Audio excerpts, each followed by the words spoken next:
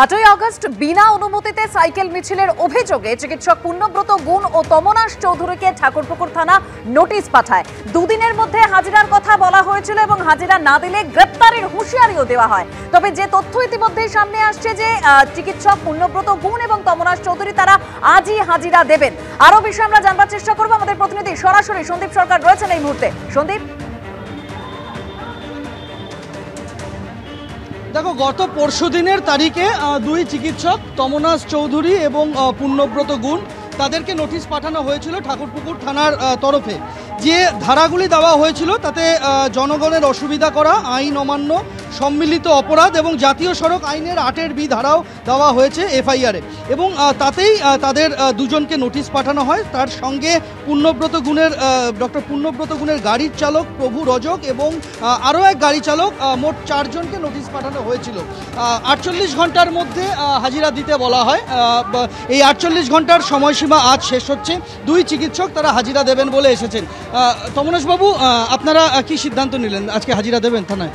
অবশ্যই আমরা আইন শৃঙ্খলা মেনে, আমরা নাগরিক যারা আইন মেনে চলি এবং আমরা দেশের সংবিধানকে সম্মান করি, সেই জন্য আমরা পুলিশ আমাদের ডেকে পাঠিয়েছে, আমরা যাব, আমরা আমাদের কথা বলবো, ওনাদের কথাও শুনবো।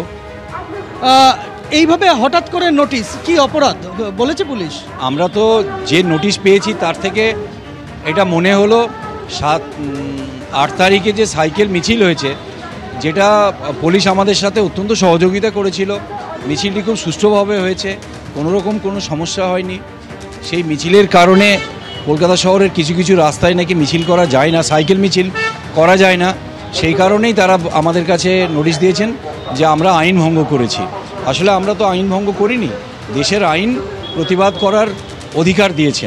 আমরা প্রতিবাদ করব বলে আমরা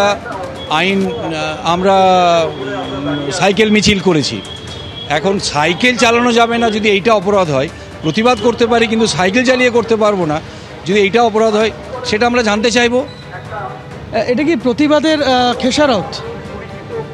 আমাদের তো মনে হয় যে যেহেতু আমরা অভয় আন্দোলনের সামনের সারিতে আছি, আমাদেরকে থানায় ডেকে পাঠিয়ে অন্য প্রতিবাদীদেরকে ভয় দেখানোর হয়তো একটা উদ্যোগ নিয়েছে ওরা। মানে যেভাবে ওরা এর আগেও বিভিন্ন সিনিয়র চিকিৎসক এবং জুনিয়র চিকিৎসকদের থানাতে ডেকে পাঠিয়েছে 18 তারিখ, 19 তারিখ এবং 20 তারিখ আগামী, বউবাজার থানার এবং হেয়ার স্ট্রিট থানায় যেভাবে ডেকে পাঠিয়েছে, সেই একই উদ্যোগের অংশ আমাদেরকে থানায় ডেকে পাঠানো। দুই চিকিৎসক যাচ্ছেন, সঙ্গে তাদের গাড়ির চালকরাও যাবেন আজকে, এবং তার পাশাপাশি তারা আইনজীবীদের সঙ্গে নিয়ে যাচ্ছেন এবং আইনি কাগজপত্র প্রস্তুত করেই তারা আর কিছুক্ষণের মধ্যে ঠাকুরপুকুর থানায় রওনা হচ্ছেন। কিন্তু একদিকে যখন তাদের তারা এখানে আজকে পুলিশের এই নোটিশে সাড়া দিয়ে থানায় যাচ্ছেন, অন্যদিকে আমরা দেখতে পাচ্ছি যে তাদের আজকের এই যে থানায় তলব, সেই তলব নিয়ে ইতিমধ্যেই সোচ্চার হয়েছে অভয়া মঞ্চ এবং ঠাকুরপুকুর থানার অদূরে, ঠাকুরপুকুরের ডায়মন্ড হারবার রোডের ওপরই এখানে প্রতিবাদ কর্মসূচি নেওয়া হয়েছে অভয়া মঞ্চের শাখা সংগঠন বেহালা প্রতিবাদী মঞ্চের তরফে। এবং আমরা দেখতে পাচ্ছি যে সেখানে অভয়া মঞ্চের সঙ্গে যুক্ত যারা রয়েছেন সদস্যরা, প্রতিবাদীরা, তারা এখানে জড়ো হয়েছেন, তারা এখানে প্রতিবাদ জানাচ্ছেন এবং যতক্ষণ পর্যন্ত এই দুই চিকিৎসক থানার ভেতরে থাকবেন, তারা এখানে বাইরে তাদের এই প্রতিবাদ কর্মসূচি চালিয়ে যাবেন, সেই সিদ্ধান্ত তারা নিয়েছেন। অন্যদিকে পুলিশি ঘেরাটোপ আমরা এখানে দেখতে পাচ্ছি, পুলিশি পাহারা, ঠাকুরপুকুর থানার পুলিশ বাহিনী তারাও এখানে মোতায়েন রয়েছেন। এখন দেখার বিষয় এটাই যে নোটিশ তাদের পাঠানো হয়েছে, পুলিশ তাদেরকে কি বিষয়ে জিজ্ঞাসাবাদ করে এবং আজকে তাদের এই যে থানায় তলব করা হয়েছে, 48 ঘন্টার সময়সীমা দেওয়া হয়েছে এবং পুলিশের সেই নোটিশেই লেখা হয়েছিল যে এই নোটিশকে সময় মতো কমপ্লাই না করলে তাদের গ্রেফতারও করা হতে পারে। এখন দেখার বিষয় এটাই যে থানায় জিজ্ঞাসাবাদ পর্ব কতক্ষণ চলে এবং এই প্রতিবাদ কর্মসূচি, যেটা অভয়া মঞ্চের শাখা সংগঠন, জয়েন্ট প্ল্যাটফর্ম অফ ডক্টর, চিকিৎসকদের আরও 2-1টি সংগঠন, তারা সম্মিলিতভাবে প্রতিবাদ কর্মসূচির সিদ্ধান্ত নিয়েছেন।